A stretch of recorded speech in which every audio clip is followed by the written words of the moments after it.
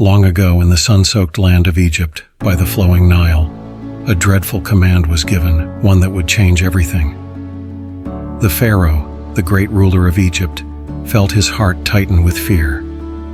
The children of Israel, once slaves, were growing strong and many. Afraid they might rise against him, Pharaoh made a harsh and cruel law. Every baby boy born to the Hebrews must be thrown into the river to drown. Darkness and sorrow fell over the people of Israel. Each day they lived in terror, knowing their baby boys were in danger. But in that time of fear, one woman, named Jochebed, refused to give up. Her heart was filled with strength, and she would not bow to Pharaoh's evil rule. Jochebed held her baby close, hiding him from Pharaoh's men. But soon the time came when she could hide him no more. With trembling hands and a heart full of love, she wove a basket from reeds, sealing it with tar so it would float. She placed her tiny son inside, kissed his forehead, and with tears in her eyes set him on the river's surface. She whispered a prayer, entrusting her precious child to the waters that were meant to be his doom. The basket drifted along the river's calm waters, carried by hands unseen. The Nile, which had claimed so many lives, now gently held this small child, guiding him toward a future no one could have imagined. Not far away, near the palace gardens, Pharaoh's daughter, the princess, wandered by the river. Her feet splashed softly in the water when her eyes caught sight of something unusual, a basket caught in the reeds. Curious, she called for her servant to fetch it, and when they opened it, there inside was a baby boy crying softly. The princess's heart melted with love as she looked at the tiny child. Even though her father's command had spread through the land, the princess could not ignore the baby's cries. She lifted him in her arms, and in that moment, she made a choice that would change everything. This child shall be mine. And with those simple words, the fate of Moses was sealed. He was born a Hebrew, but now he would grow up in Pharaoh's palace, protected from the cruel law that sought his life. But from a distance, someone had been watching. It was Miriam, Moses' sister. With courage, she stepped forward to speak to the princess. The princess agreed, and so in a twist of fate, Moses was returned to his own mother's arms. Jochebed would care for her son, though she knew the time would come when she would have to let him go again. Jochebed held her baby close, savoring every precious moment. She knew their time together was short, but each day she filled his heart with love, telling him the stories of their people, their struggles, and their hope.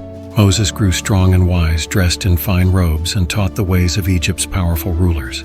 But deep inside, he carried the heart of his people, the whispers of their suffering, and the promise of their freedom. He was a boy who had escaped death, saved by a mother's love and a princess's mercy. But his true journey was just beginning. One day, he would stand tall and lead his people to freedom, keeping alive the promise spoken through the years of their sorrow. In this story, we witness how success is not merely a product of luck or chance, but a blend of skill, wisdom, divine providence, and a profound understanding of the natural world around us. Jochebed's careful crafting of the basket, sealing it with tar to keep it watertight, reflects more than just motherly love. It reveals her knowledge of physics, craftsmanship, and survival. The tar, used to make the basket impermeable, created a waterproof seal that allowed the basket to float. The reeds, chosen for their buoyancy, ensured that the weight of the baby inside would not overwhelm the structure. Her work was precise, born from a deep understanding of how water interacts with objects, keeping Moses above the waters of death. But Jochebed's wisdom didn't stop there. Her understanding of the Nile's current and geography played an essential role in this act of love. Timing and knowledge of patterns were crucial to Moses' survival. She knew when to place the basket into the river, understanding the rhythms of the current, how it flowed towards Pharaoh's palace. This wasn't random. It was the result of carefully observing the environment over time. She knew that the river's gentle flow at that particular place would carry the basket not into danger, but towards the very place where her son might find salvation. Timing, too, was key, ensuring the basket would reach the princess as she came to bathe, not earlier or later. This knowledge of the natural world, combined with her courage and faith, mirrors the way we must navigate life. Like Jochebed, we must study history and learn to understand the patterns that surround us, whether they are in nature, in business, or in human behavior. Timing is everything, and so is wisdom. The ability to see how circumstances align, how one moment can change the course of everything. Just as Miriam's quick thinking and wise suggestion to the princess preserved Moses' life, so too must we cultivate wisdom in our daily choices. Knowing when to act, when to speak, and when to remain silent can be the difference between success and failure.